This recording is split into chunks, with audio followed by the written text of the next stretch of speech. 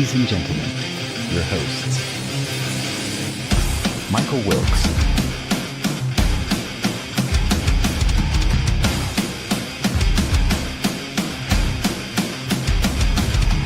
Angel Ortiz,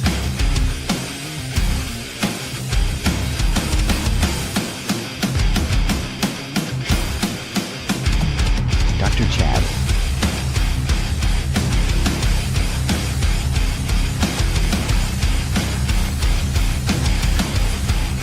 and Sam La Cavera.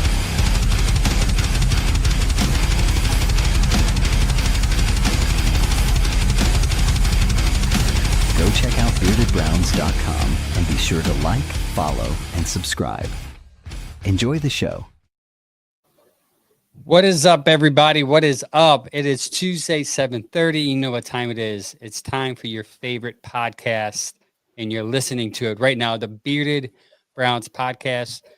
Me, Chad, and Sam. Yo, what's happening, everybody? Decided to step in today. Listen, we had a lot of moving parts. You want to talk about execution? We're not like the Cleveland Browns here. We execute to perfection. At first, I couldn't show up because my kids had some Christmas stuff going on at school, but they canceled school because we had a lot of snow. And then Sam was going to step in for me, but then he's going to step back out because I was stepping in. And then Mike, he had something going on at work, but then Mike said, "Hey, Sam, you need to step back in again." And Sam was like, "I'm in, dude." So we executed well and on time, and we made it. 7:30 exactly. Good job, guys. Today reminded me of the old game. I don't know if you guys remember playing it in the driveways. It was red light, green light. Sam, you're in. You're not in. You're in. You're not in. Go. But we're going to talk about. Put me in, coach. Put me in. All right. Sam is on our Saturday show, the Browns Morning Brew with him, Gary, and Mike. How's that been going? It's been going good, man. I like getting to the next game of what we're going to do. It's the following day, so that's been good. Addition of Gary's been pretty good. Gel pretty good with Gary. Me and him kind of go back and forth, which I like. So, I mean, we're all Browns fans, but we all don't agree on everything. So that's what I like about it. We keep it organic here. You're weird if we did. Yeah. So Saturdays, 10 a.m., they go live on all platforms, but you can also view or listen to us at any time on all the platforms or your podcast of desire. Whatever podcast you listen to, we're on, I guarantee you. So let's get into it. San Francisco came all the way from the West Coast, where Chad is, all the way here in a cold weather game and beat us 26-8. And this is what I mean when I say the weather of elements mean nothing. Build a dome. So if those that want to keep on saying, "Hey, the weather, it means nothing." We've had examples before. You're right. Yeah. We've had examples before. I didn't even think of that. Like I know the snow was cleared out, but it was cold. It was windy. Right. You took a team from very mild San Francisco to Cleveland, where they had been practicing all week in the elements, in the cold, to be ready. And the talent of your team wins the games, not the weather. It didn't even cross my mind, but that's a perfect point. I know we're all going to miss seeing those swirling snow games in Cleveland, but this is the perfect example to say it's not really a home field advantage, guys. It's about being better at football. Yes. Absolutely. And as you can actually, if you would look at that game, you would think the Browns came from the West Coast because it seems like the cold bothered them more than the West Coast team, which is weird. But we ended up losing 26-8. Annoying game. We're going to get into it. Unfortunately, before we do that, though, we're going to hit the top story of the day, or it's kind of past. It's kind of one of those 24-hour news cycle stories. But Dylan Gabriel's fiance got social media is all fired up when she posted specifically the Browns lost. What else is new? And she posted a comment. I actually had it up. Posted a comment about in response to somebody. And saying in more or less words, that the organization still wants Gabriel to be the starter. So that caused a ruckus amongst. You know what? This is a bad look, not just for Dylan, but for the organization, because you have this whole time we thought Shador's camp was going to talk smack, that drama was going to happen. But yet here it is. It's the quiet, small guy in the background and his girlfriend sticking up for him. on social media saying he's the one that's liked most on the team. And she That's spelled where I'm coach wrong, by the way. She that's spelled where I'm a coach little bit couch. like, I guess I would put it this way. She didn't post that comment. Someone posted a comment to her calling her a racist, which I think each one of us has probably gotten sometime this offseason, which I've never gotten in my whole life, covering this team or not. But all of a sudden, this offseason, I've been called racist about 30 times. I never get the context. I'm like, wait, I thought nothing I said had anything to do with anything. But I will defend her on this one. Is she didn't open this conversation. Somebody like jumped out at her about Dylan, Gabriel, and Samson, and she clapped back with, well, Gabriel, like the coaches liked Gabriel more and they wanted him to be the starter or something like that. This whole time we probably to type out on your TikTok, probably a shocking thing for a 22-year-old fiance of one of the players whose starting spot got taken after a concussion. Not the craziest thing ever. So it did create quite a stir. I don't know how much the players are affected by it, but the fans went, of course, it blew up all over socials. So the fans were all over it. I think it's kind of died down already by now. Like yesterday, it's all I could see, and today is kind of it's had its day of glory. Yeah, it's just it's one of those in and gone. It seems like already to me anyway, because I seen it. I'm like, God, I mean, because we got nothing to talk about with this team right now. I mean, we got a lot of bad to talk about, but we have nothing good to talk about. So then it's like this comes out. I'm like, come on, man. Can we not? Can we not? Can we just move along? All right. She said something. Let's move along. Move along. I think we just got through 2 full months early in the season of a million people posting Shedeur should be playing, not Dylan. Now it's giant stir that Dylan's own fiance is like Dylan should be playing, not Shedeur. Like I just think this is like the most non-story ever. And I think Sam's right. Like if we weren't in the position that we're in, I don't even think we would have even registered it. But it is a thing. It's one of those, the Browns is the Browns story, right? It feels like it. I guess we'll go off on another tangent that has nothing to do with the actual Browns play because we don't even really want to talk about that. Browns talk real quick. We're going to hit this in a little bit, but Malik Collins' quad injury requires surgery. He is out for the season. Jack Conklin left again with a concussion. Dude's always hurt. I don't know, man. That's just discouraging. Isaiah McGuire limped off the field. Samson and Posick also left the game. And the Wyatt Teller calf injury is an interesting one. He made comments about a week ago as a Shedeur Sanders start about he didn't know the snap count. And it seemed to cause this is the conspiracy theory, cause an issue within an organization. And now they're switching him and Livingston out. And now all of a sudden he has a calf injury and he might not be done for the rest of the year. He might be done for the rest of the year. That's just the rumor mill. But I don't know if you believe in that conspiracy theory, but it has legs a little bit, in my opinion. Yeah, I mean, I'm not much for many conspiracy theories, but I think, I mean, it could easily just be that he had a calf injury and that's why he was switching out with KT Levinson, and then now it's more irritated. I don't know. He said they asked him afterwards. He said, "Yeah, it was a coach decision. I guess my play dictated that." Maybe. I mean, he didn't have his worst game today. Yeah, that's for sure. He's had a lot worse games. This was actually one of his better games. But I know they've done this before with KT Levinson and Cam Robinson. They've shuffled in and out, and they've had KT Levinson and I believe Jack Conklin also swapping. So it's an odd thing. I just don't know if this one is any different than what they've done it all these other times with one guy coming off an injury or being hampered.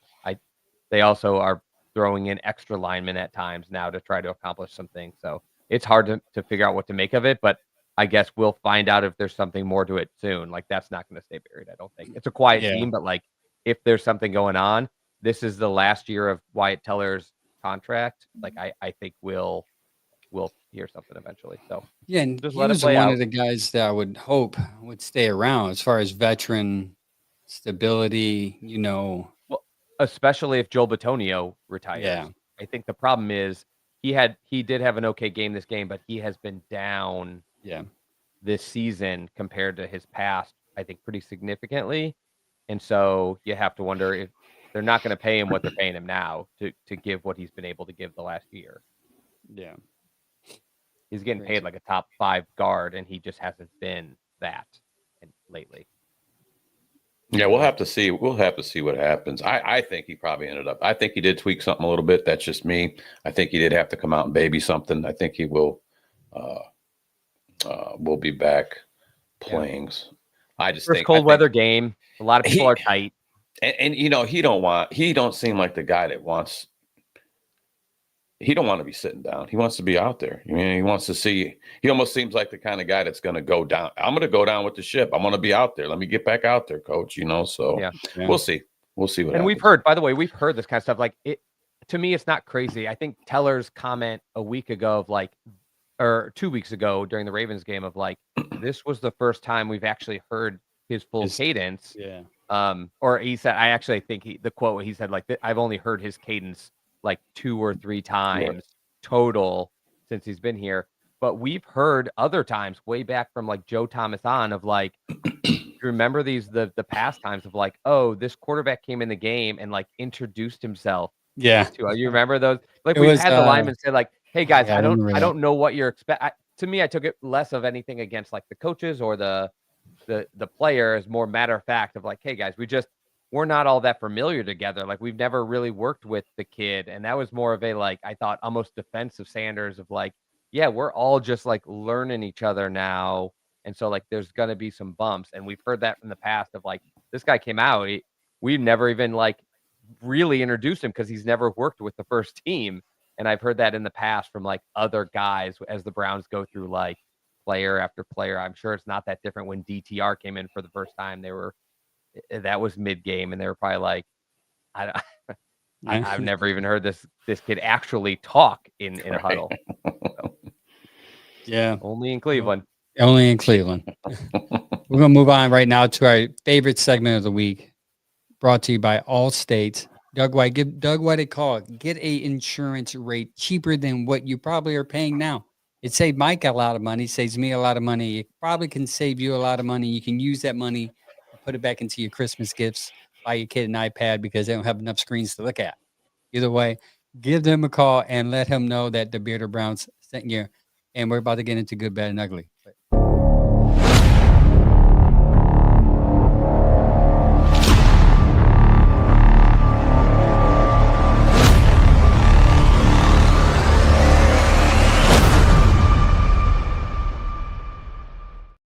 The good, the bad, and the ugly. Again, brought to you by Doug White from Allstate Insurance Company. Who got the good? We forgot to mention it. And you, Sam. Sam, you got the good. Yes, we got. I'm going with. I mean, it was nice to see Miles get another sack, trying to get to that, breaking that record for sacks. But I'm going Carson Schlesinger. He's still out there killing it, man. Kid had 10 tackles. He had the most tackles on the team. This is his 6th time reaching double digits this season in a game tackling. Which and he continues to impress.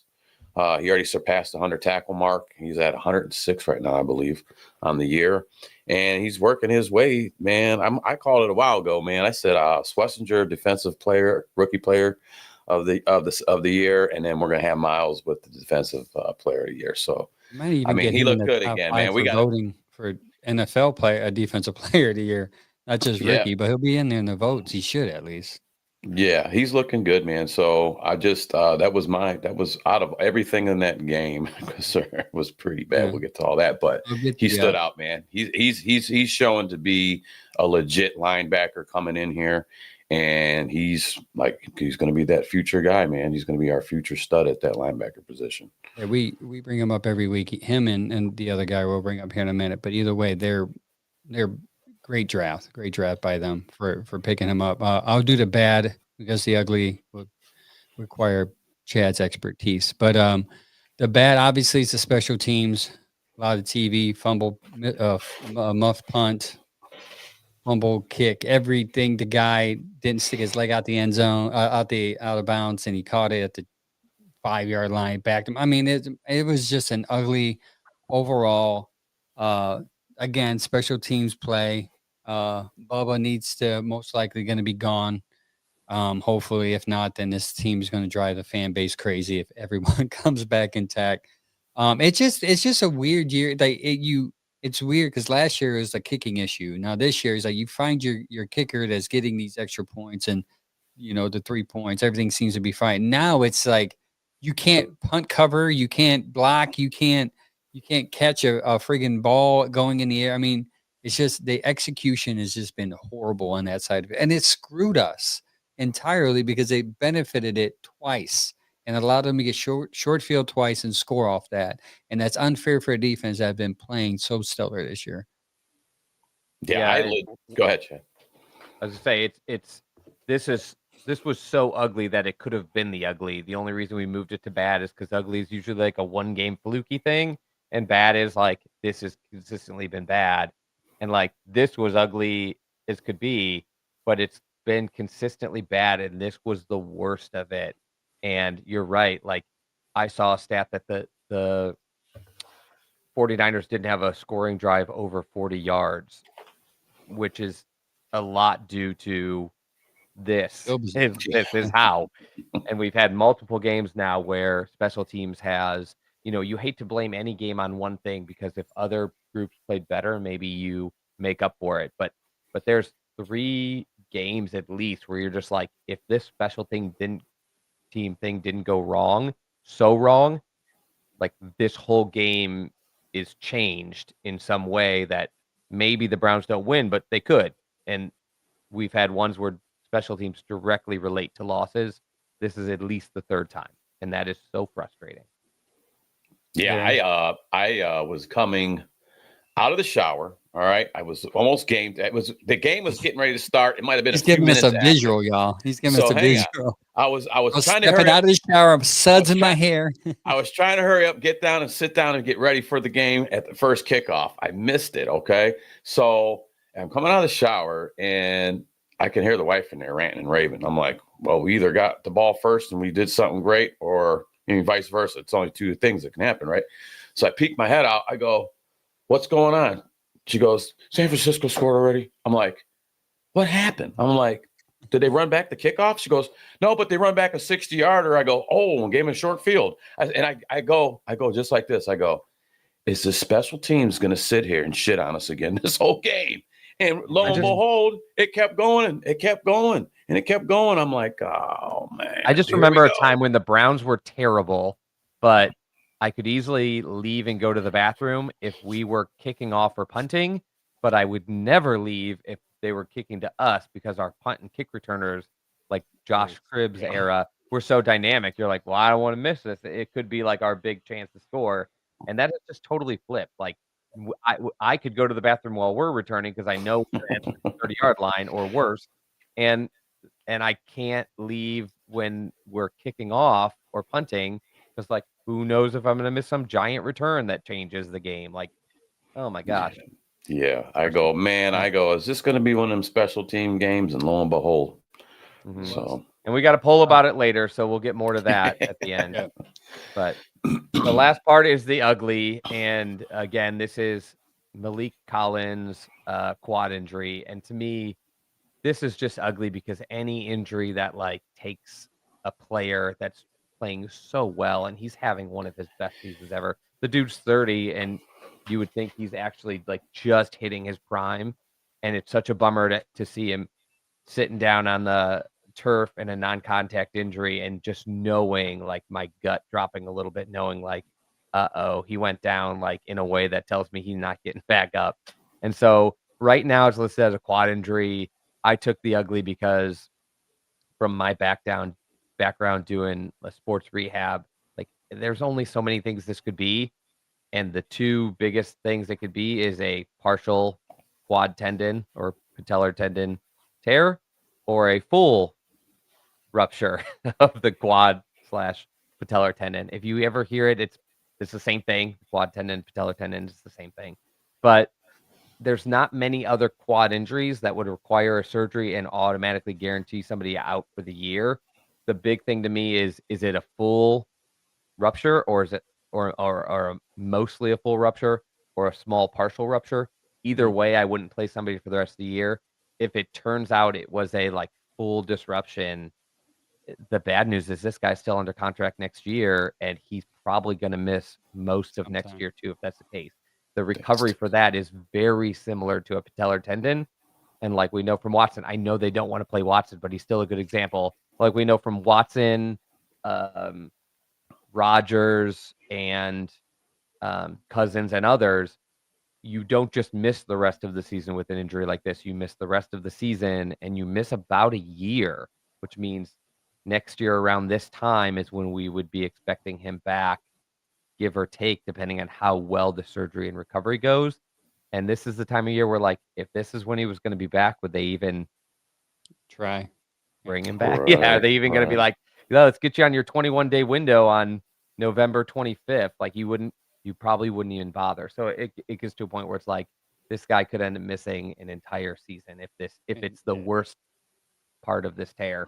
So cross your fingers, hope it's just a mild tear, but it is tough because not only is he having like an elite season as a defensive lineman, I mean, he's like in the top 10 in sacks, and those are all edge rushers and him. Yeah. And he's near the top in tackles, and those are all linebackers and him. He's just been incredible. But I don't think it's just his performance. I think he is a very like big veteran. I mean, Shelby Harris is 35. He's going to be gone, and his contract is also over. He's like the veteran presence who can be the example for young guys like Hall and Graham. And that's just such a bummer because I know he has had an impact on them this year and would have continued to have that next year. I'm thankful we have such a deep line, but it's also a bummer knowing that we let good linemen leave this offseason because we were so stacked.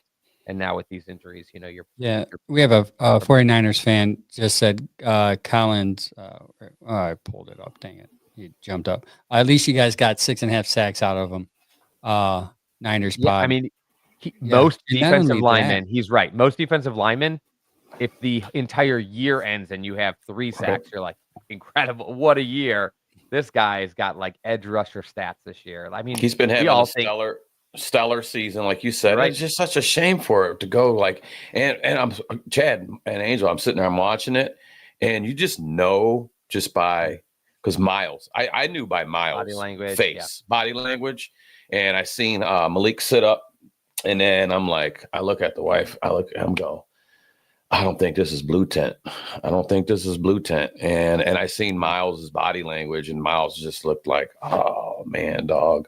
And then I was like, oh boy, here we go. But like you said, man, these players know, like an injury like that, it affects morale.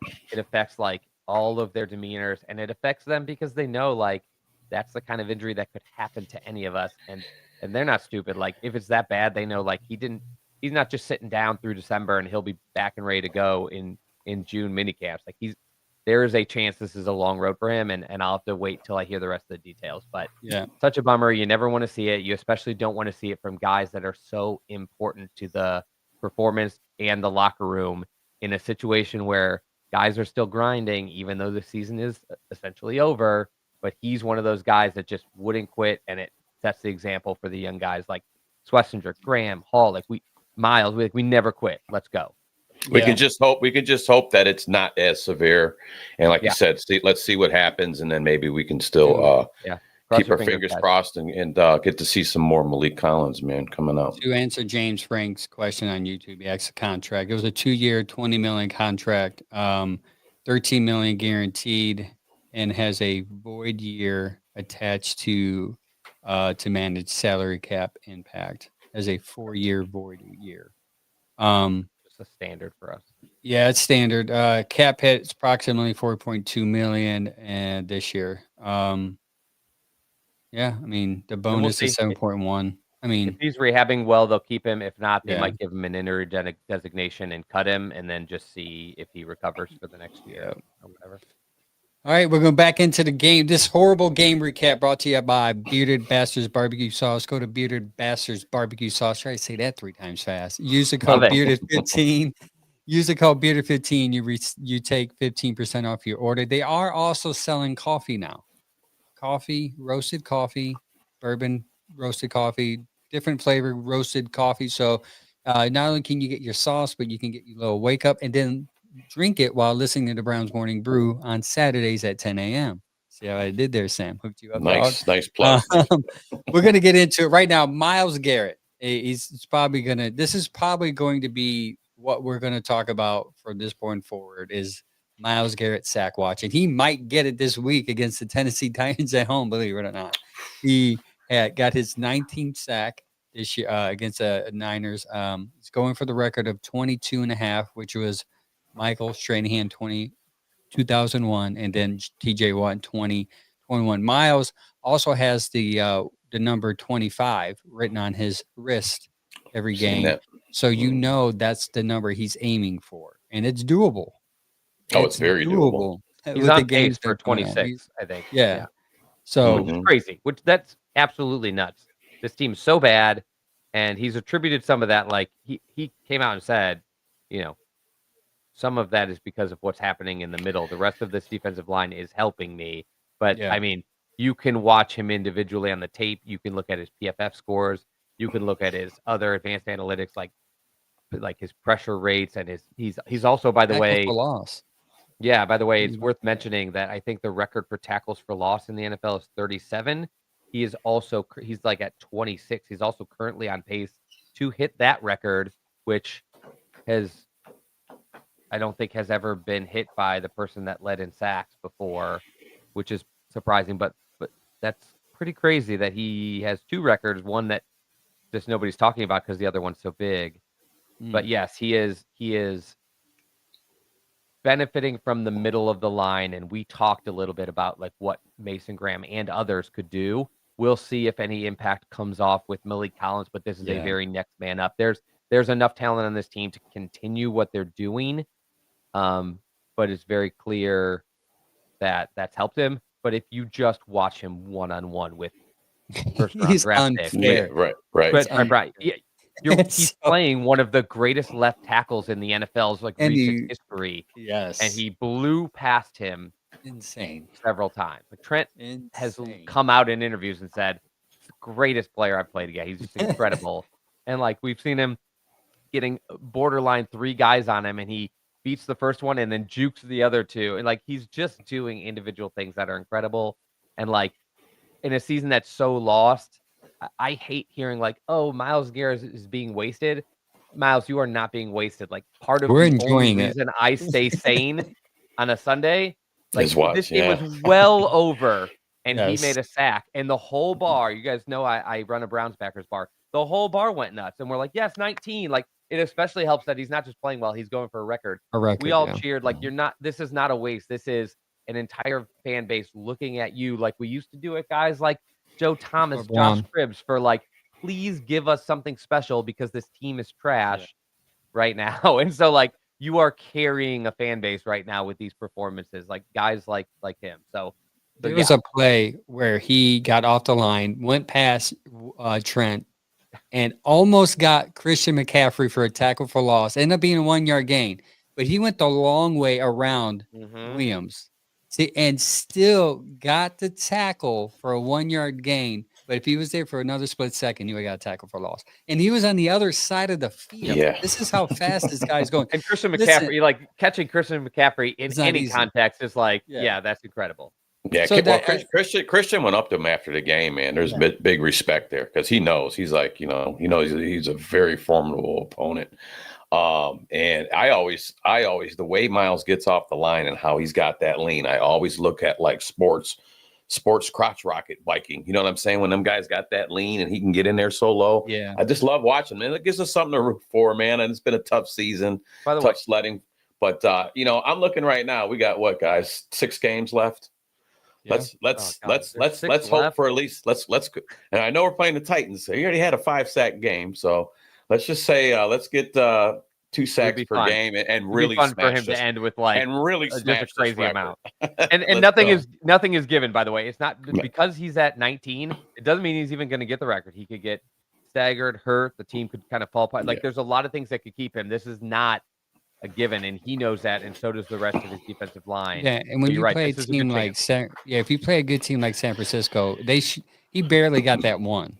He barely got that one sack, and they played it well. As good as anybody. Yeah, and he got the ball. They got rid of the ball quick. He knows where to go. Hats off to Brock Purdy too, because he got out of there a few times, and Miles gave him that look. He was like, "Why are you throwing it away, man? Why are you throwing it away? I was going to get you." Purdy was surprising. He's surprisingly elusive. Like he's not the fastest guy, but like he knows how to like slip away from guys. Oh, look who is on the show. Yo.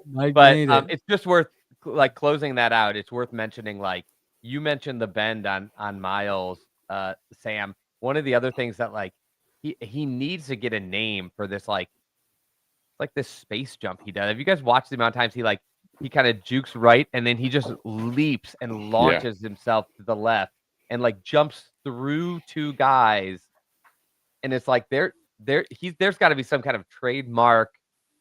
Like he does like this it's like that Euro step. Like he just launches himself like it's a standing long jump, and it's just one of the most incredible things to watch on replay is him looking like he's going to go one way, and then he just jumps, and the next thing you know, he's like a yard away from the quarterback. Like he leaps 4 yards in the air. There was down right past everybody, and you're like, oh my god. There was a portion of that game where he was saying like that Euro step, Chad. It was George Kittle. It looked like he was on a chip, and then he had the guard. Okay, so they were kind of like trying to freeze him up, chip on him, and then the guard was getting into him.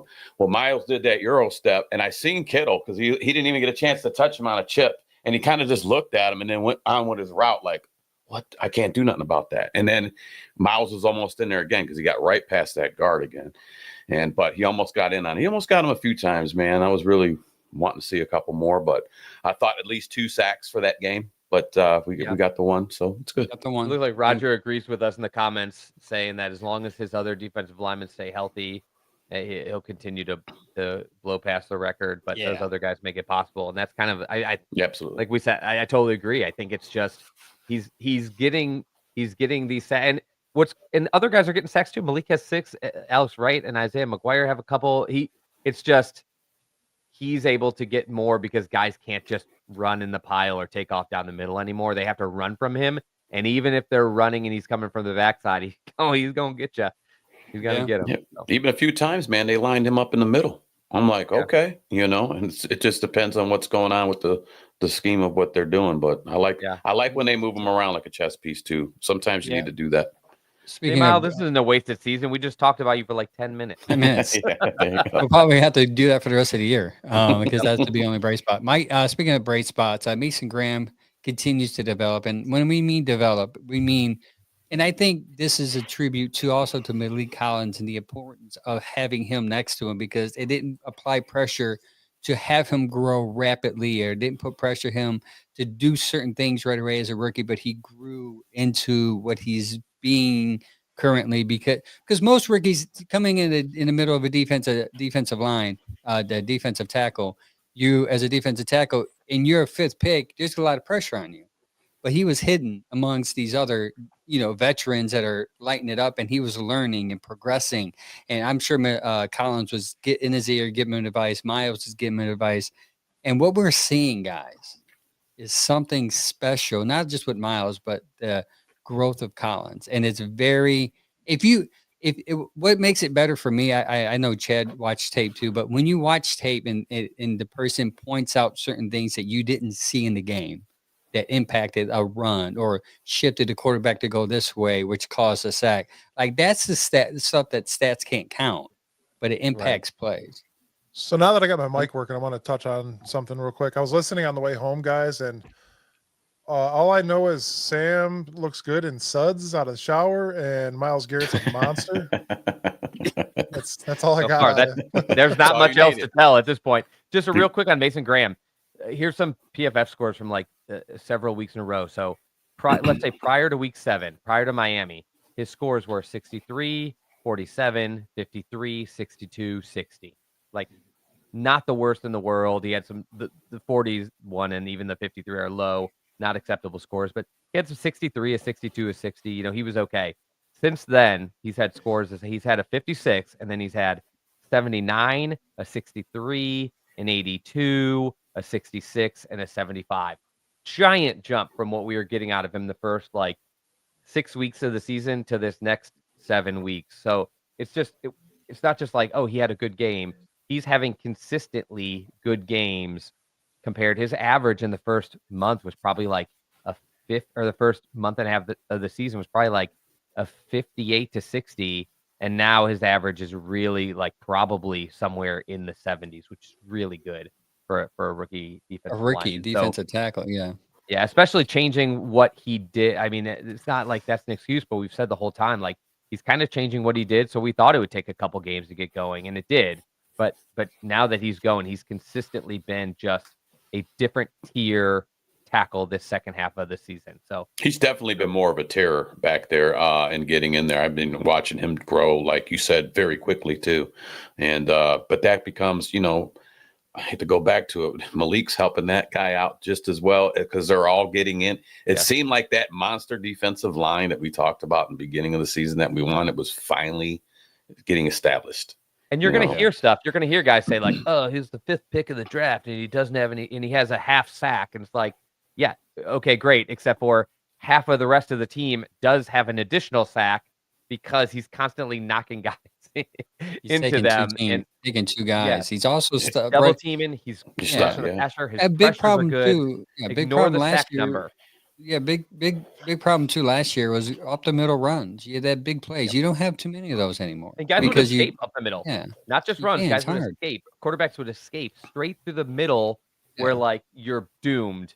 And he's not allowing that. And him, Collins, Hall, Harris, and the others just haven't allowed it. But and you know what else is helping them guys out on that run too? Because when you start getting plugged in the interior, what are you probably going to do? You're going to kick it outside. And then every time I see a run outside, I see Carson Schwarzenegger's jersey over there somewhere. Like, nah, Schwarzenegger, Bush, and our player, you ain't about to get around the outside neither. Just forget about it. Well, we'll see how Mason Graham goes in these next couple of games because, I mean, Collins is 6.5 sacks in 13 games, 25 tackles, 7 of those for loss, and 13 quarterback hits. It's going to come. That's going to be filled up from somebody. Maybe him and Hall Jr. can double team and help fill that stat, but hopefully he heals up. Speaking of young talent, we got one more guy we want to hit on, Campbell. That trade's looking like a big win for our good old Andrew Berry. Mike, what do you think? That might be my next jersey. Really? Nice. I'm liking him. 4 years left. He's got 4 years after this year on his deal. I was a big person questioning, what a weird trade to make, a cornerback for a cornerback. And I've mentioned this over and over. I had to reach out to somebody from that is close to Jacksonville to say, what's the deal with this guy? It seems like he's not as good as Newsome. And what the guy told me was exactly the right answer. And it's when we first drafted him, he looked great, and it was a man scheme. And when we switched to more of a zone scheme with a new coach later, which, by the way, to everybody out there, we've mentioned this over and over, switching coaches hurts the build of your team because you draft people for something specific. And it hurt Campbell that they switched to a very heavy zone scheme because he's better in man coverage and he's big. He's good on the next receiver. And the guy was exactly right. He came here. He started playing a more zone heavy scheme. He's been just as good or better than Newsome has been in any years. And he's also fits the mold. He can cover a bigger receiver that maybe Ward can't. He can cover on the outside. He's really good. We've caught him several times being able to run a guy down or make tackles, like you said, when guys go laterally, which was one of our big weaknesses, was the lateral run and pass game. And he can get over there and he can make a one-on-one tackle. It just looks like a really good trade. He's got a bunch of his stats look good. His advanced analytics look good. And just watching him on the field, he stands out. And oh, by the way, I'm pretty sure that Jacksonville benched Greg Newsome, and he isn't starting for them right now. So I'm not giving any laser eyes, but this is just another trade where it's okay, It didn't make super sense when they made it, unless you hated Greg Newsome, and now you're like, oh, yeah, I guess Not that only works that, out. like you see number 7 a lot on plays. That's just like 49 pulling up always. And he was the 3rd pick of the year, 4th pick of the year that we had, I think. Yeah, and don't get it twisted. He was drafted like 5 picks after Greg Newsome. It's not like he was a crazy difference in talent. He just the Browns wanted a particular thing. He did a different thing at the time. That's when we were under Joe Woods, and so now this is the better fit. And it was supposed to be one of those like, oh, this trade worked for everybody, but it looks kind of like it only worked for Cleveland. Yeah. So like Jacksonville is playing way better than us. They are playing way better than I think anybody expected. I thought they'd be around 500, but the moral of the story is I think you look at both these trades, and even with Jacksonville picking 21st right now, when we thought they'd be picking like 15th or lower, the Browns still probably came out of both these trades easily on top. I'm not sure anybody's debating that anymore. Earlier in the season, I was worried about the secondary. I said, I think our defensive line is going to be great. I think our linebacker spots are going to be okay. I was worried about that secondary and the addition of Tyson Campbell coming. Yeah. I ain't got no complaints, dog. You know what I'm saying? Yep. And what's up with MJ? MJ coming back next year too, and we'll have Tyson Campbell, and we've got Ward. MJ's not on contract. MJ's not on contract, but MJ is a very similar cornerback. That'd be sweet to have all those guys but together. It would be a really nice fit to have him behind Campbell.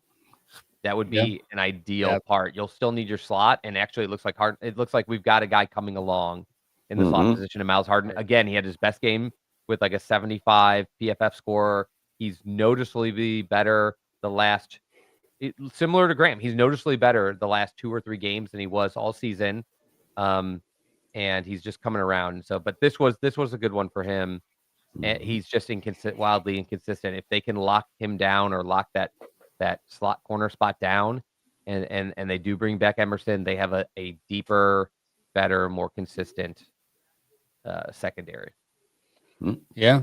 But you should have been worried, Sam. It was thin. It was pretty thin there. Yeah, it was. And like I said, since we got him, he's been stellar, man. So hats off to Tyson Campbell. We're going to move on to offense now. The game recap on the offense. First man up is our man, Shedeur Sanders. He had a up and down game, and it's not just because of the weather. I know a lot of people like to use that as the weather excuse, which is a valid argument. There's a lot of wind, yes. But there's a lot of behind the numbers stuff that we need to hit on. But before we really dive deep into that, what are you guys' first thoughts on the surface of watching Shedeur play against the 49ers? We knew it was going to be a tough game with the wind, and you heard him talking about the battle between the wind and the quarter changes. Obviously, were a factor for both quarterbacks. I believe I said it on Saturday's show to look forward to a bunch of screen passes, and that's exactly what you saw. I mean, at halftime, I put on Madden and played myself against the 49ers and watched. So that's how bad that game was to me. I knew it was going to be a horrible game. I wasn't looking forward to it, to be honest. I wasn't. But I had high expectations, I guess. I had a little bit of higher hopes. I was hoping to see, as we go on with Shedeur, a little more improvement. But now I know it, like I said, now we were talking Raiders, and now we're talking San Francisco defense. That's two. I mean, we're on bipolar opposites there. You know what I'm saying? So that was a test. And, I was really pulling, man. And I was like, I mean, it was something nice to see a nice 34-yard throw downfield to Harold Fanning. That was nice, but I see what you did there, Sam. Yeah, you get me on that all the time. Leave me alone, Mike. Dad. Yeah, so up and down is probably the right way to describe this. I think if you look at whether you watched the play, which I was disappointed in, and I do not think the 49ers defense is as good as other people make it out to be.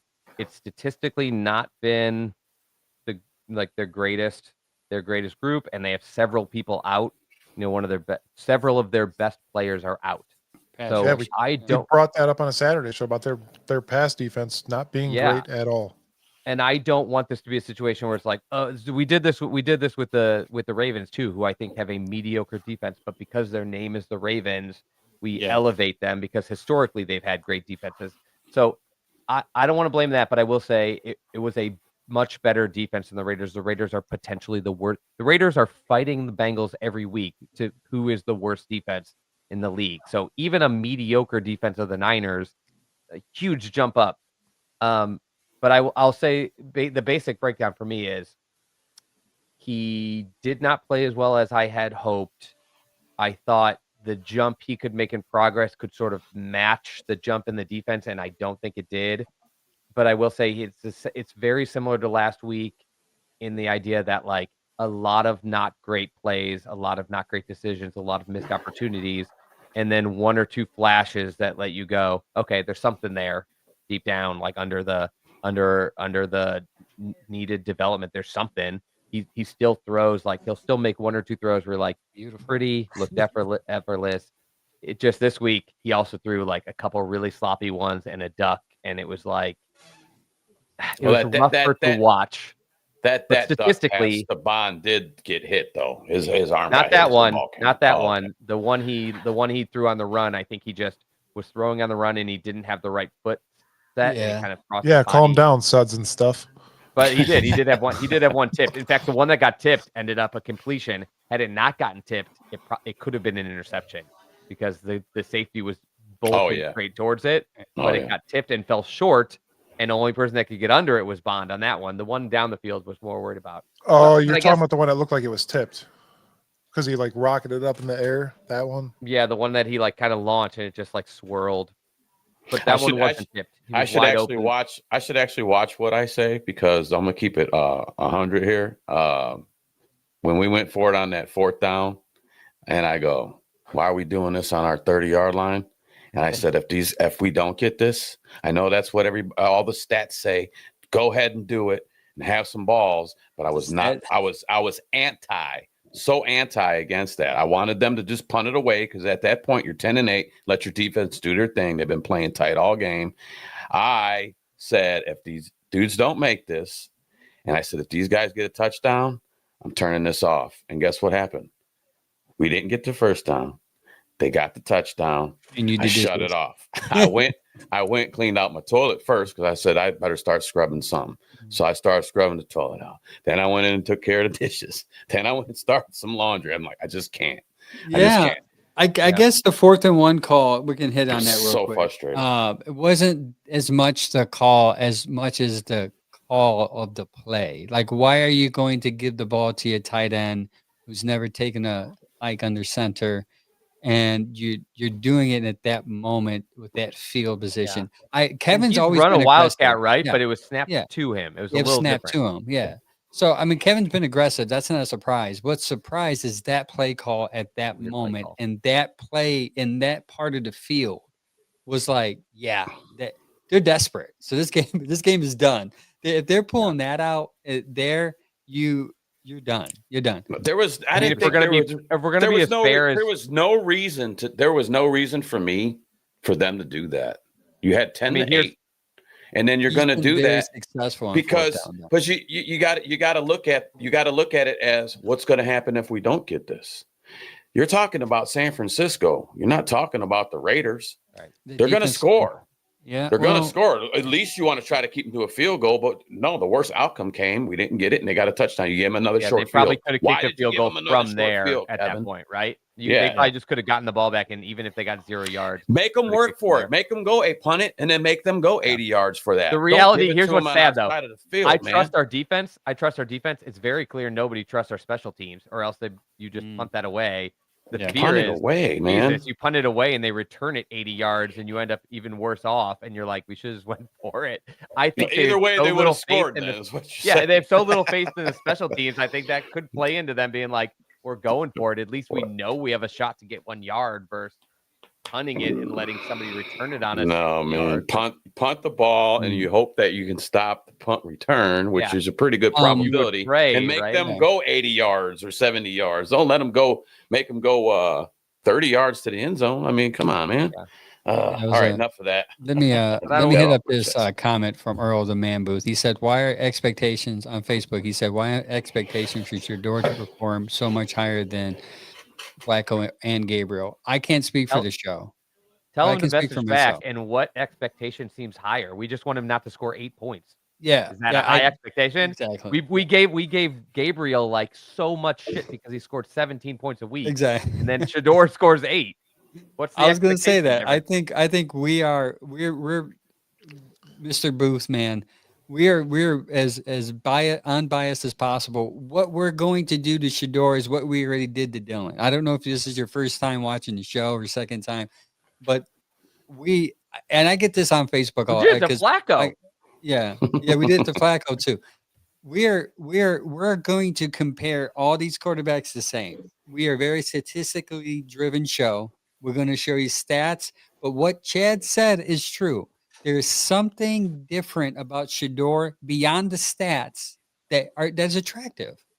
But the truth is he's struggling. The truth is his EPA is minus 22. That's not good.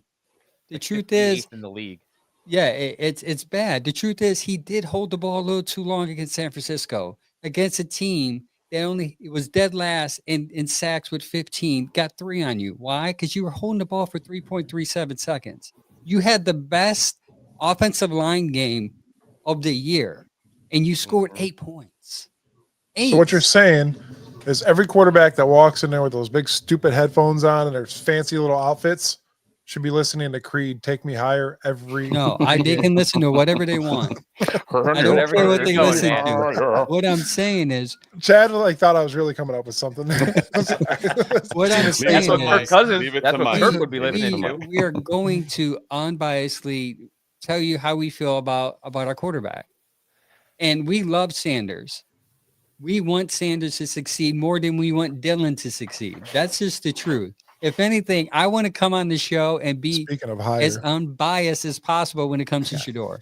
But after Sunday, season, and I think we stick to it, the best case scenario for the Browns in any situation right now is Dylan proves to be a very capable long-term backup that can fill in when needed, and Shador Sanders lives up to that pre-draft prospect grade of a late first, early second guy who actually can be an NFL starting quarterback. That is our best case scenario to turn this thing around and not have to waste 1 or maybe 2 picks next year on a quarterback.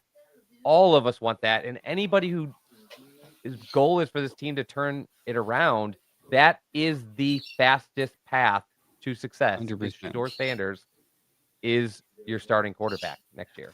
The offensive line had its best pass blocking grade at 94.7%. 94.7. I don't know if you guys know, but that's pretty close to 100%. That's close to A+. You want to know who the top 5 PFF grades on our offense were? Wyatt Teller, Joel Bitonio, Ethan Pocic, Tevin Jenkins, KT Levinston. Cam Robinson was 8, and Jack Conklin was 13.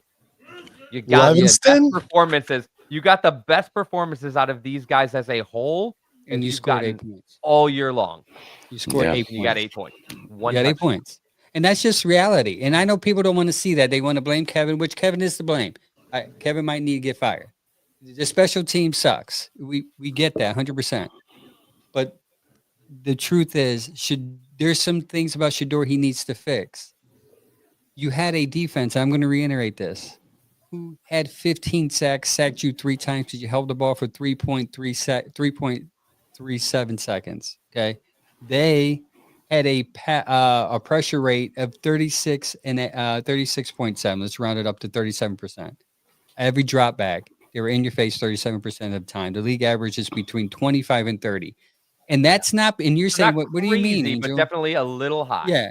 They say, what do you mean, Angel? You just said the offensive line had a great game. Yes. The reason why that pressure rate is so high is because your quarterback was holding the ball longer than 2.5 seconds. Yeah. That's why. And you can blame that on being a rookie, and you have a good point with that. That is part of being a rookie. The difference is other rookies are getting rid of the ball quicker.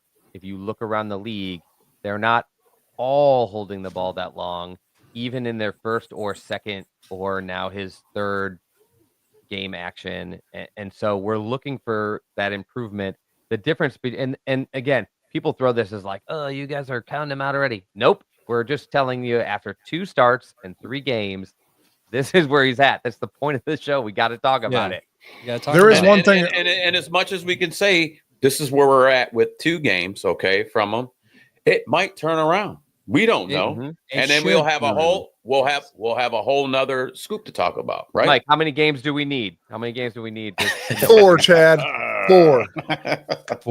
I wasn't even thinking about that. Yeah, he wasn't even going to do it to you in the chat. But hey, man, let me remind Mike something. That's Mike is certain that you need at least 4 games. I think you need 6 or more, but Mike is certain you need at least 4 games, and he's right to decide if anything about these guys. But the point is, we're going game by game. Today was the recap of the 49ers, and against the 49ers, he was just the problem for me is, so he did make a good throw to Fan, and the problem to me is the stats were terrible against Oakland, but you saw a lot of flashes and you saw a few things that are like, okay, we got something to work with.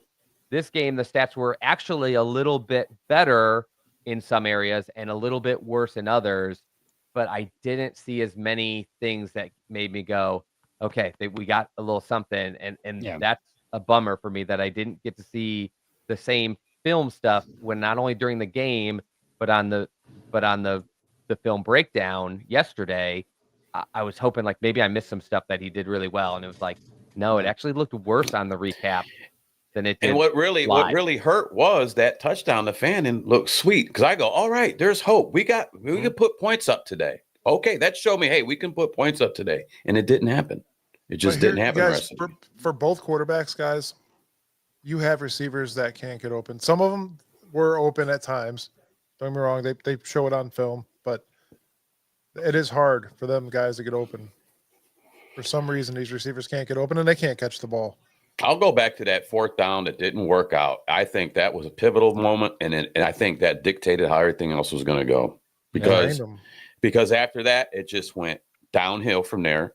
It happened. And then all this, you have more special teams errors. The special teams really cost the game there. Right. But I think after that 4th down conversion and then them scoring, it was downhill from there, fellas. Do you guys want to hear something really funny before we move along? So while I was playing Madden and watching the game, I looked over and it was like 4th and 4 or whatever on the game. Or on the actual game. I'm sitting there playing Madden. It's 1st and 10. I punt the ball. I was so into the game watching it on TV. I punted the ball on 1st down. I'll give you something encouraging to talk about with Sanders, though, real quick. Dylan in 6 games had 8 deep passes. 2 of them were completed for 44 yards, a touchdown, and a interception. In 2.5 games, because I count the half a game that he came in against Baltimore, Sanders has 7 deep passes for 3 completions for 116 yards. That is why that's why I want Sanders over Dylan. It's why Browns fans, it's why Browns fans prefer him, because he pushes the ball. The problem is, my biggest disappointment from Dylan was, 2, I thought he would be better in the short game. He wasn't as good in the short game as I expected. He wasn't as efficient in the short game as I expected. And he had so many chances to just push the ball once a game or more to like change the defense, and he never took advantage. Hell, he came in the game for 1 play, and I was like, if I'm Dylan, I am throwing this as far as I can. I don't even care if somebody's down there. And he threw it for 1 yard. He threw a 1 yard like drop, and I'm like, you get in the game and you get your chance to like take 1 play while Sanders is getting looked at, and you dunk it for 1 yard. Like, launch it, man. Make everybody go, oh, okay. That's when you go in the huddle, Chad, and we go, hey, man, this is what Kevin said, but we're not. Just go, everybody go deep. We're going to be like, whichever person has the deepest route, I'm throwing to him. I'll take the heat for it. I'll overthrow it if I have to. But anyways, my point is, like, Dylan disappointed for the 94th pick in the draft. I wanted to see somebody who was, and he's got time. It's still early. He played 6 games as a rookie, but like, I wanted to see somebody that I could trust when he comes in the game for whoever our starting quarterback is. Like, we got him in the game for 4 weeks. He can win 2 of them, and we saw he can win, but we didn't see he can win very many. And so, you know, we compare the two a lot. I've said 100 times, like, it's not really about Dylan versus Sanders. It's about both of them versus the field. We need someone to be our starting quarterback. They can't do things to outdo each other. They have to do things to outdo Brock Purdy. Brock Purdy was the 7th round pick, guys, and like the 49ers fan we got watching right now, he did a Dougie on us. Gang podcast said we were disappointed that Purdy held the ball so long this game. Well, I got news for you. He may have held the ball long this game also, but he came nowhere near what we were just dealing with. We need one of these guys, most likely Sanders, to continue to develop. And this game, none of us saw the development we had hoped, and I think it almost hit us with the reality of, oh no, did it look better than it really was because it was the Raiders? Did every Browns fan not think that for a minute? Like I said, there was better things, there was worse things, but did not everybody not have a little pause at halftime and go, I did last week because the Raiders are just terrible? Is that what happened? And then the rest of the game was all downhill. Like it looked like they had him figured out by halftime, and he didn't make another big play for the rest of the game. Yeah, so Sanders' week-to-week performance, his EPA went down. His efficiency, he was more accurate this week, but less, which is good. 64% of his passes, which is good from the last. Which is games. Which he'll probably be at for his career if he averages out to be a starter. And guys that go deep, that's normal. Guys that go deep do not have the completion percentage as guys that just drop it around. Yeah. So his average yards. So here's the thing that bothers me a little bit when people are like, I don't want to call him overhyping because I have high expectations for him too, or high hopes, I should say. Expectations is a bad word. Is that the yards per attempt is 6. You take away the 2 throws that he did against Oakland and Las Vegas, it's the same. He's still going to do 6 yards a game, 6 yards per pass.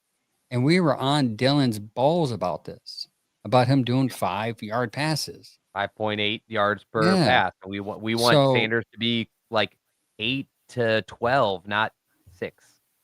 Yeah. So let's bring that up. Dylan Gabriel right here.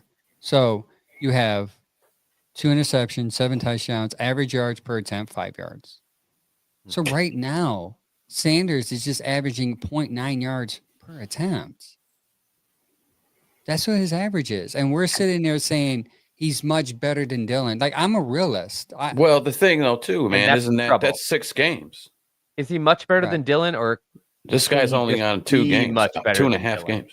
You know, I don't see him as much. I mean, look at some of these stats. Look at the QBR. Flip back to the QBR for Sanders. QBR is, to me, right now, it is very well accepted that QBR is the absolute gold standard for a quarterback's grade, because it includes rushing, passing, sacks taken, difficulty of situation, all of these things.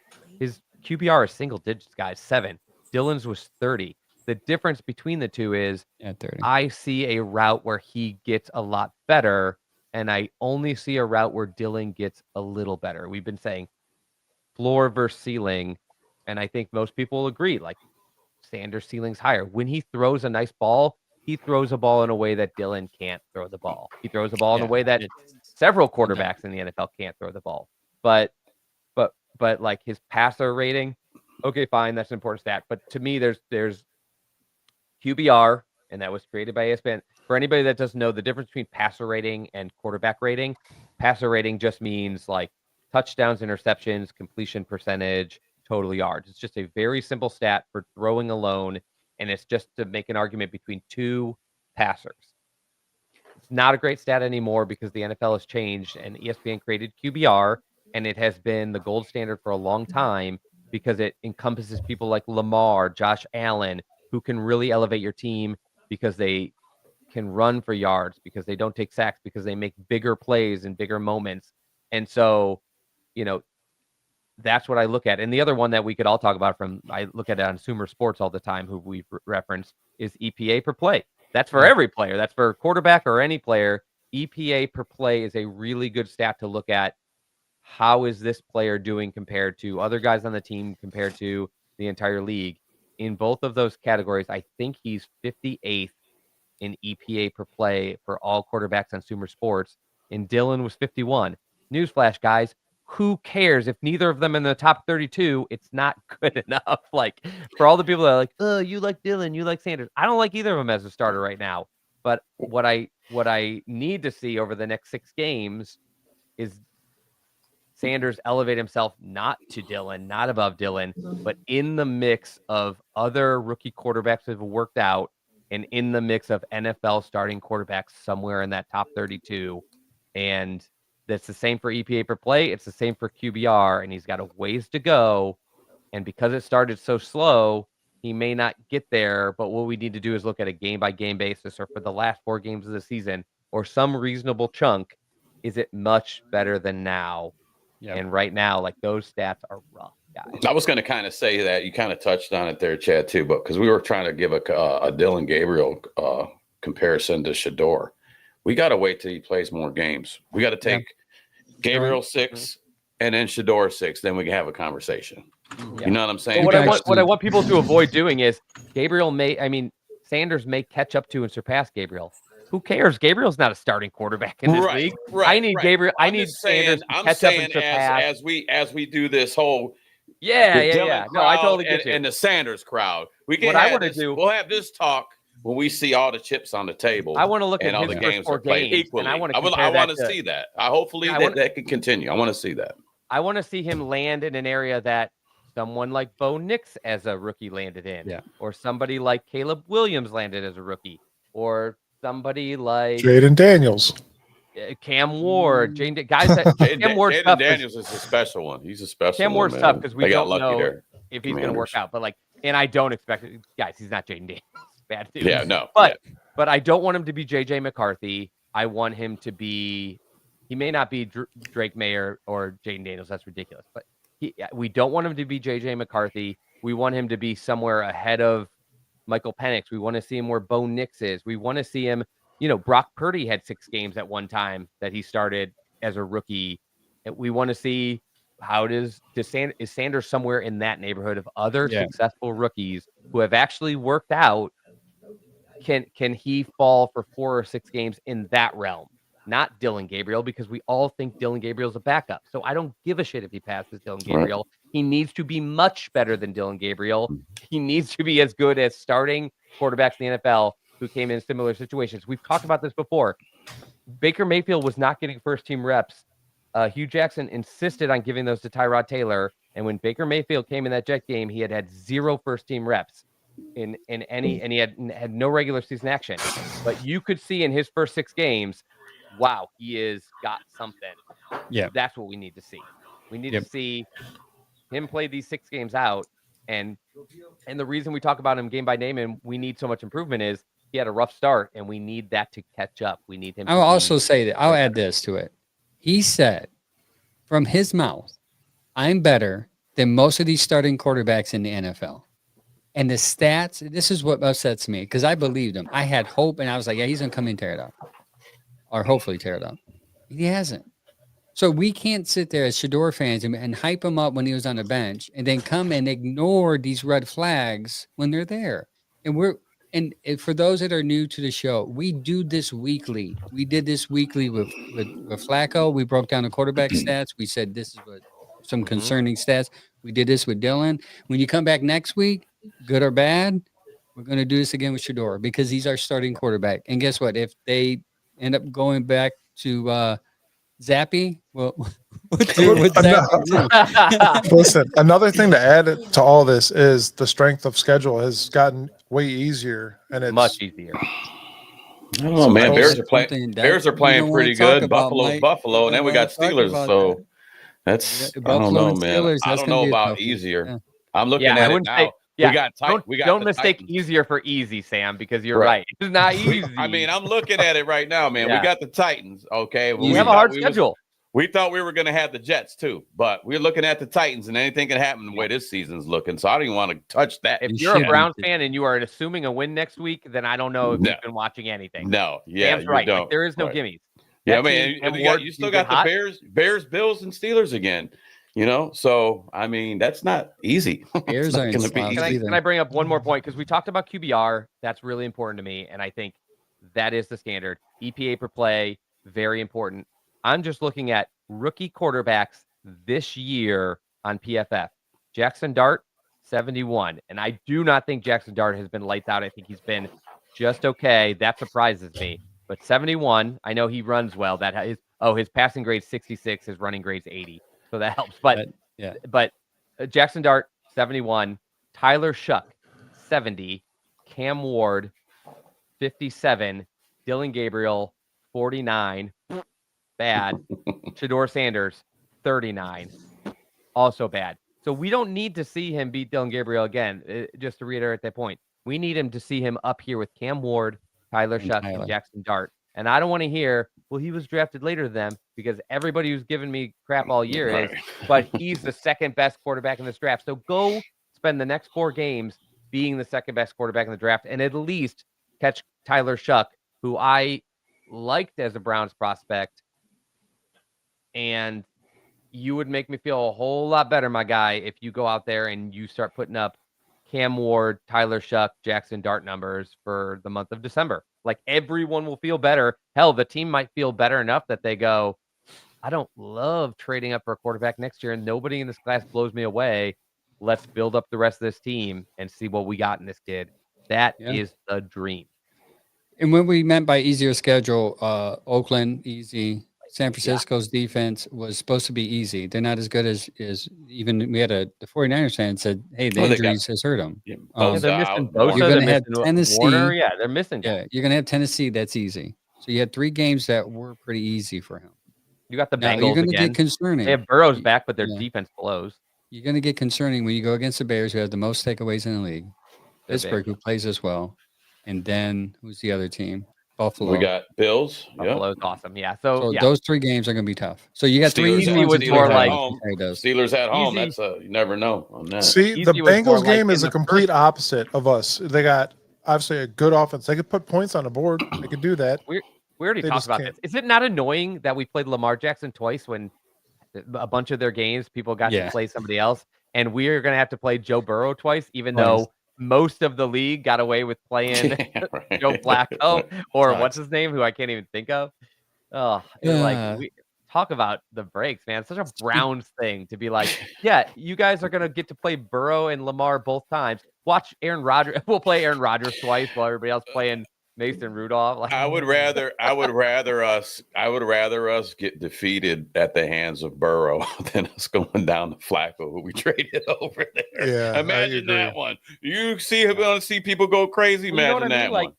We have three division opponents, all who had quarterback injuries. We're going to end up playing their best quarterback all 6 times. It's such a Browns stroke of luck. Like, it's just such a Browns thing. But James Frank, said, I see the Bills' defense is kind of mud. It's not. I was about to address that. But their offense, they're going toe for toe with that offense. Meaning, if they score 36, you guys score 37, and I don't think our offense is going to do that. Didn't he just surpass touchdowns? Why is his name not coming to my tip of my tongue? Damn, quarterback for the Bills. Come out, Jim Kelly. Jim Kelly. No. Joe Montana. No, the current one. Oh, Josh Allen. I thought he said Allen. I thought you were going to say who he surpassed. No, I think he said surpassed. I think he just got. He just broke rushing touchdowns by a quarterback. Oh yeah. I thought you said he surpassed them. I thought, okay, well, Jim Kelly, by the way. Yeah. No. I was. It was that tip. Josh Allen. It's falling apart, guys. We're coming. Yeah. Speaking of falling apart. Let's talk about the sideline rant from Jerry Jeudy. Nuts and bolts. That transition. What a Speaking of falling apart, Jerry Jeudy is falling apart on the sideline because of whatever happened between him and Shedeur at a certain play. Jerry Jeudy. Go, Sam. Jerry Jeudy. Okay. Is this the same guy that didn't see a guy coming up behind him? Because I'm trying out there to make a play. I'm out there to try to make a play, and he's getting balls knocked out of his hands. He's crying for the ball. Half the time he can't catch the ball. Did Dylan go over there at any point in time when he dropped the bunch from Dylan and go, you got to catch the ball. You got to catch the ball. Did Sanders do that when he dropped the ball too? Because Sanders threw him some, and he dropped that shit too. Did he go over there and crying to him like that? You can have that kind of yin and yang. I think if you got a top-tier quarterback, and you got a top-tier receiver, they can go ahead and butt heads when they're putting up points. You can go ahead and butt heads like that and come over and have a talk with your quarterback if he's a top tier quarterback. We don't have none of that going on here right now. And it pissed me off. And then who was it? Posick or somebody had to get up there in the middle of them and separate them, because at least he had his back. Obviously Posick had enough listening to it. Like, all right, dog, back off. Just back off. To Sanders' credit, he addressed it in his press conference. He said, "Hey, we aren't on the same page. Things get heated," and I thought he handled that as well as anything he's handled this whole season. To his credit, my thing is with Jerry Jeudy, you're garbage. Hopefully, when Kevin's out of here at the end of the season, your ass is out of here too, because you're garbage. You're trash. Jerry Jeudy. Out of Andrew Berry's still here. Andrew Berry loves the deal. Yeah. Don't get me started on Andrew Berry. That's a $17 million starting receiver. Andrew Berry is going to be like, you have him kick rocks. We'll get it back. Rocks just like the Watson money. He can kick rocks. He's as hard to root for right now. I'm hoping Jerry Jeudy turns around. I don't know what's wrong with him. I don't, because you know what? He's not showing nothing, and now he's over there arguing with the kid. No, it's very hard to root for. He's the hardest person to root for on this team isn't playing. He is maybe the second hardest person on this team to root for, because his attitude seems bad. There's so much like Jed Wills spiraling going on where you're not playing well and you have an attitude thing. Like, get it together. Like, you can have an attitude if you're on a 1,200 yard season like last year. Yeah, have a little bit of an attitude when you were open, but you lead the league in drops and you have 550 yards. Yeah, absolutely. That's where I was getting, Chad. That's where I was getting. No, you're right. You're 100% right. No reason to be over here. You can't catch the ball, but you want to talk about catching the ball. Go sit down, man. To a rookie. He's go sit down, rookie. You want in his second game. Conspiracy theories. Angel, you want conspiracy theories. His demeanor has been so much worse since Sanders came I was going to bring that up. I'm glad, because you can talk about it, but I've noticed it. I'm curious what you think. Ever since Sanders took over, he has gone from playing bad and being kind of on the straight and narrow to playing bad and being a nightmare in the meetings and in the press conferences and locker room. That's what you call turning into a cancer, and we don't need it. So as soon as they announced that he was a starter, Sanders, it seemed Judy's mood shifted. Now, whether it's he doesn't like Sanders or he doesn't think he can play, or he thinks opposite of Sanders and the whole team, because I feel like one thing about Sanders is he does bring a boost of energy and morale to the team. That's what I also love about him. He's confident. Incredibly likable. Yeah, he's likable.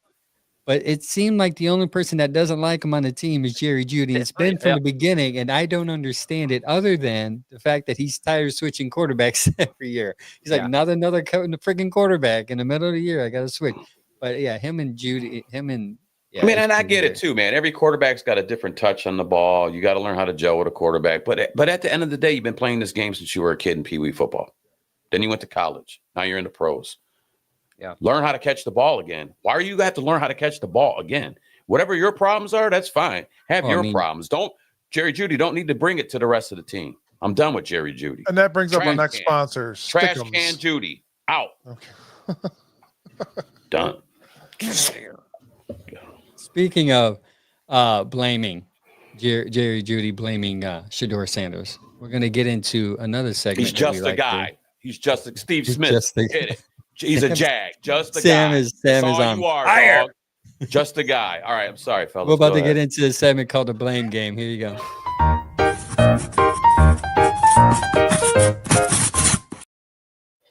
Yeah, so the Blame Game. We put a poll up this past week on the Blame Game, and who is to blame? Kevin, Tommy, Shedeur, or the special teams? And by a slim margin, 4%. 7 second. Shedeur third, and Tommy Reese is not even on the board. Somehow Tommy Reese is Teflon over here. I put him up there just to be funny and see if he would get one. How does he not get as many as Kevin Stefanski? He called that ridiculous fourth down play. That's why I put it up there. Just to I think you're right. You're right to put it there, but I think it's okay to be up there. How did 0 people vote for him, but 41% voted for Kevin Stefanski? You're not a little irritated with the play calling anymore? It's no better than it was when we started the season. Nowhere. And everybody was killing him. Yeah, I 100% agree. People are tired of Kevin. People are they're tired of trying to advocate anything positive for Kevin anymore. It's getting hard to do. You got nothing but losing seasons, and that's why you have 41%, says Kevin Stefanski. Yeah, shout out to Legahead's Barber Salon. It's located in Berea, Ohio. They are the sponsor of this poll. Marlin, go there, get a haircut, get a beard trim. They also got merch. If you need some Christmas gifts, go there. Buy a hoodie, buy some beard oil, some balm, some beard combs, and get a haircut and let them know that we sent you. But yeah, this doesn't make sense. Like Tommy should get at least 5%. Thank you to everybody that voted out there. And especially thank you to the 45% who got it right. Special teams is the voted for team in this particular game. It was horrible.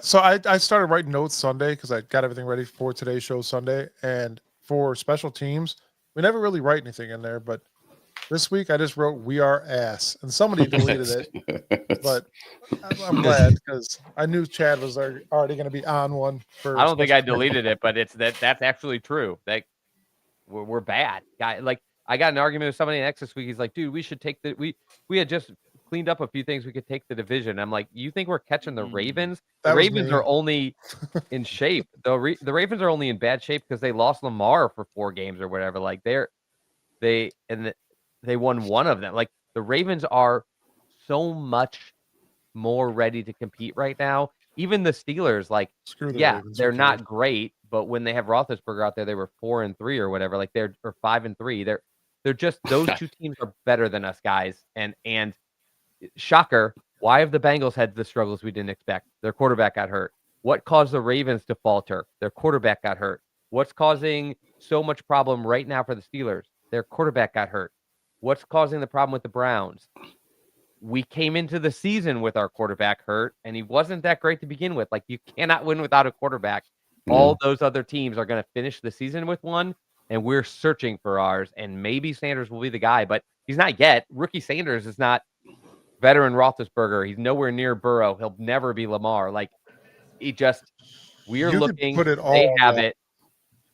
It's the whole offense is. They also have problems though. Like the Steelers have issues. The Bengals real quick, issues. Since you're on the Steelers, real quick, man. Did you guys see Aaron Rodgers just look beat down? He got a nose busted the last game. He's got his left non-throwing hand is in a small cast.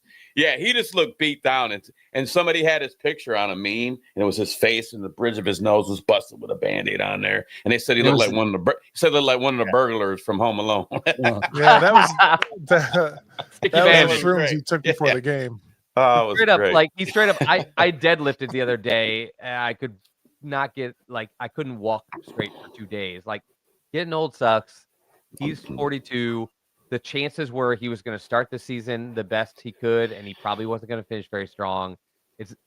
People have said like the Steelers are where they're at because they put everything into the hands of an older quarterback, and they've been neglecting drafting their new franchise quarterback, and they neglected drafting Kenny Pickett. Like they have their issues. I guess my point is every team has their issues, but if your biggest issue is quarterback, you are going to be the worst team in your division. And that is going to show true in probably every single division in football.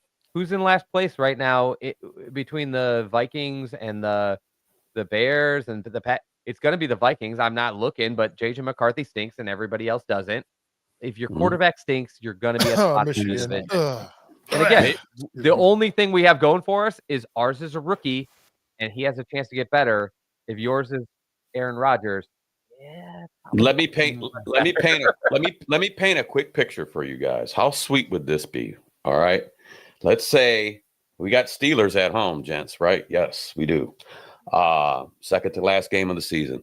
Let's say that Aaron Rodgers is too beat up and banged up to make it, and he can't start. So you know who we're gonna have in as a backup, right? Mason Rudolph. Now, how nice would it be for Mason Rudolph to get sacked up and Miles break the record on Mason Rudolph? What a spin around that would be. That would be great. Let's go. It's not a very Brown story. Yeah, let's take off the helmet and hit that sounds like a really, really fun scenario. That'd be I'm great. just nixing it right now. No way. That'd be I think great. I think we need to hit on this Sack topic him more 5 next times. week. Sacks him 5 times, and Miles puts up 39 sacks on the season. Yes. Earl on Facebook said it's all on Kevin. It's all on Kevin. Remember, he's the only one. He's the one that hired the coaching staff, and that's something I would like because we don't have time to hit on next week about more talking about Kevin and where he's at and where we're at with Kevin. Because I think I got a lot. That's a segment. Invite me back. That's not a segment on a show that's already been an hour and a half. That is a full show. And actually, it's an off-season show. And whether they fire him or keep him, and at this point, firing him is honestly justified. Keeping him is tougher to do, but I could see them doing it. In fact, I'm almost expecting them to do it. But that's going to be, that's a full off-season. Yeah, we'll get there, guys. One more poll before we go. We posted up, speaking of horrible special teams, this is brought to you by Cleveland Ketchup. Go to clevelandketchup.com and use the code BEARDED and you'll see 10% off your order. Get some of that wonderful ketchup. Their chips are amazing. Bacon ketchup is amazing. All that stuff they have really good quality stuff. It's nothing bad in there. It's all organically made and local here in Cleveland. It's a great company. Balsamic black pepper ketchup, guys. Dude, don't put that corn syrup Pittsburgh ketchup on your fries, guys. There's better. Organic. We posted this poll. Cleveland Browns should fire Bubba Ventrone. It's good to see that Bubba Ventrone's wife and best friend both voted. So. Today, and 100 people vote. 100 people voted. Keep them. That's funny. Just keep them. Today, go ahead, Mike. This late in the season, honestly, you don't have anything to look forward to. Just get rid of the guy. Let him keep screwing up the rest of the year. There was every error on special teams that you could have made happen that day, from the dumbest to the worst to the most ignorant. It all happened. Everything. It's a justified firing. I almost expected to see it. My only holdup is this team has a lot of problems, and if you fire your special teams coach, someone else who's coaching the tight ends or your defensive lineman is going to have to move over and pick that spot up. And I don't want to take away from anything else, so I voted end of the season just because to me there's nothing he can do after this much poor special teams play for 2 seasons that I don't think he can save his job. Like, how would he possibly save his job? Chad, you can coach that offense, or you can coach that special teams from San Francisco from your computer. It's really not that hard. Paul DiPodesta did. Run down in your. I know Paul DiPodesta actually lives like within 10 miles of me, which is y'all can link up. Have coffee. He's been part of this organization. I have trouble timing up the show because it's 4:30 my time and 7:30 your guys' time, and the morning brew on Saturdays is at 7 a.m. my time. Like, that's hard enough for me. And somehow he had a job for like 6 years from 3 time zones away. Move back home, you hippie. Miles. Like, oh my god. Anyways, yeah. So the only reason, like, you could totally justify firing him just as like that you aren't getting it done. I get that he's got some challenges. The bottom of the roster is not great, but like, it's also, this is just dumb mistakes by people that shouldn't be making them. And clearly, like, guys can't stay in their lanes. No, we swap punt and kick returners every 2 weeks. Like, the only reason I keep him is literally to not take away from someone else on the team to help with that position. But you can't go into next year with this guy. We didn't think you could go into this year with the guy. All of us unanimously voted to fire him last season. And here we are talking about firing him for next season. Can I touch on a comment real quick, man? Yeah. Earl the Man Booth says, speaking of Steelers, if they fire Tomlin like rumors are suggesting, Hazel would be a fool not to immediately hire him within the same hour it's announced. Now, I did hear him at the last Pittsburgh game. All the fans there at Pittsburgh Steelers were saying, fire Tomlin. Yep. Yeah, they're done with him. So I have a question for here's my thing. I'm already going to go out there. Go get him. and then bring back Bill Cowher too. Throw them all in the mix. Throw all the form. Bring Bring Bill Cade Cowher Ward back too. and then start Tomlin. Here's a head coach, and then bring wherever Bill Cowher's got to be. If he's got to be somewhere in the office in there, I heard Eric Metcalf wants to be somewhere in the front office too, which I agree. Bring them guys in here, and then maybe we get something going. And I know how you always say, well, you get a new regime, you're going to have to get new coaches, you're going to have to get rid of these quarterbacks. Okay. But Jimmy Haslam does own his team, and he knows he has a really great defensive coordinator, top tier.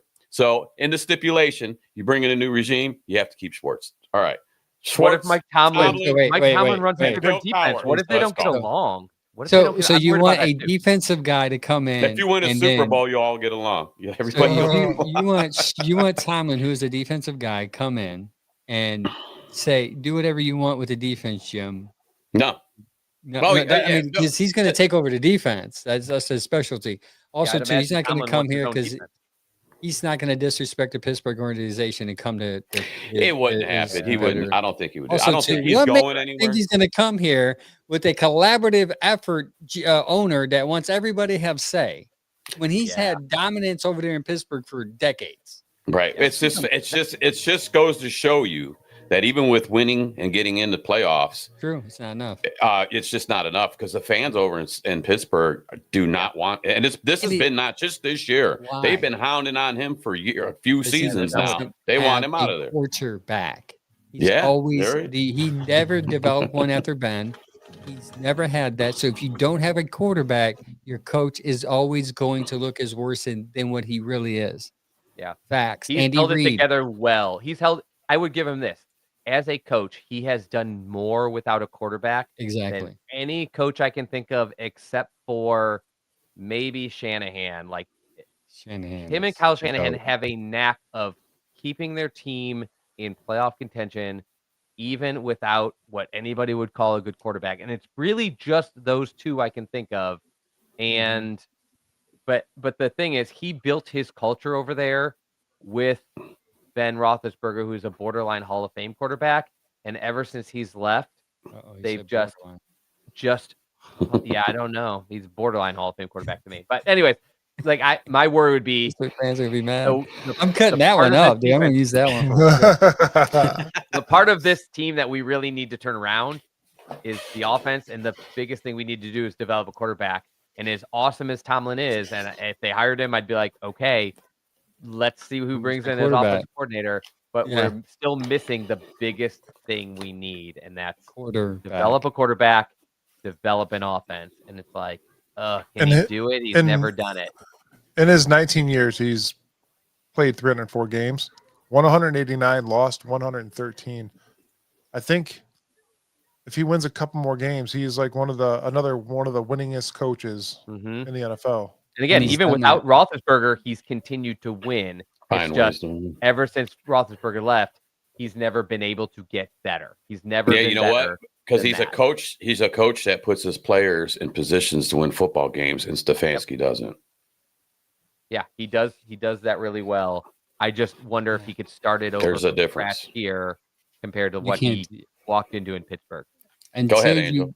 Until you get me a quarterback, I don't care who the coach is. Andy Reid, subpar, pretty good, borderline Hall of Fame head coach in Philly, moves to Kansas City, finds himself a quarterback, and now he's a Hall of Fame head coach because he found a quarterback. Yeah. Problems in Cleveland, it's not just coach. It's the fact that we cannot develop a quarterback. And you need to pair them. A good quarterback is great. A good coach is great. A good coach and quarterback is how you go to the playoffs consistently and compete for championships. That duo. And I think we're just sort of in this broken state where, like I said, I've always thought Tomlin is just one of the best and one of the most underrated coaches in the league, but he doesn't fix our biggest problem. And most people think like you, Sam. I would love that ideal scenario. They're like, you need to fire Kevin Stefanski, and whatever coach you bring in has to keep Schwartz. Schwartz is difficult to work with historically. I don't think he wants to be a head coach again, and he was not a great head coach. He's worse than Stefanski record-wise as a head coach. But when I see the people that are like, whoever you hire has to keep Schwartz, that's a big worry to me because now you probably cut the amount of people you can hire by like 75% because people are going to say, well, I'm not going to take a job if you've already dictated who I have to hire day one. So the best coaches are just going to say, no, thanks. And some so, of them that's might, my some worry. of them might go, you know what? Some of them might know. You go, you know what though? You guys do have a stellar defense over there. You are ranked 2. Well, my question is, if you're going to give him power over who head coaches, just make him head coach. If you're going to say, well, here's our Jim Schwartz is going to stay, and he's going to say, these are the coaches I'm going to work with, and I'm like, we're just going to make you head coach because you're going to dictate what he's going to do anyways. So you're going to have control of. You're going to have more power than the head coach, and you're a defense coordinator. Fans are going to kill me. Head coach. Fans are going to kill me. The one head coach that would have came in and probably kept Jim Schwartz was Mike Vrabel. I know that sucks. Yeah, I know that sucks. They were all the one guy I can think of. They were all in the building together. They were all hanging out. And I love him. And everybody knows, like, I love him. I would have taken him in a second. I think he's awesome. He didn't want this job because Drake May was in New England, and he loves the owner of New England, and he has a history with New England, and he was always going to New England if it was open. And the way they fired Jared Mayo, there's no way I don't believe they had already back channel talked to him and knew he was taking the job. He was going to New England. So I know fans hate that, but like the reality is if New England didn't exist, if they were killing it and didn't need a coach, that probably would have been the guy. You can't have May and Mayo on the same team. Do you think? Sounds like do you think he would have wanted to stay here with the power structure the way it is? It's not. It's not his favorite scenario. What's appealing to New England is that he has some say. He has more say, probably more cachet than anybody in that office. It seems like the owner here wants this merry-go-round, let's hold hands and decide together. I don't think that's going to work anymore. I think you need a guy. And I think he's like that because he gave power to like 4 people in the past and they abused it and they blew it. Yeah, and so he changed it to like, we make all decisions as a group. The problem is they're failing at that also. So the problem has never been who is making the decision. The problem was the decision has to come down to having a good coach and a good quarterback. And like, it doesn't matter if 4 people decide who should come in, 5 people, 10 people, or 1 person. They're just not getting it right. They're just not getting it right. They're not. So yeah, with that being said, we're going to be done. We're done here today. Thank you for tuning in wherever you're tuning in from. Thank you for all the comments and the shares. Continue to follow us on all the social media platforms. We appreciate the support. We will be live this Saturday, 10 a.m. with the Browns Morning Brew. Mike, Sam, and Gary. They'll be breaking down the Tennessee game, which should be a winnable one. It should. But again, you'll tune in next Tuesday to see if you'll watch the game, but then tune in next Tuesday to see how we respond, win or lose. Maybe Miles can get another 5-sack game in that one. Let's just and then we'll have something to celebrate at least. And as the show ends, everybody, make sure you go listen to Creed, Take Me Higher, one time before bed. And cry. That's it. That's all I have for you tonight. Go Browns. Go Browns. Go Browns.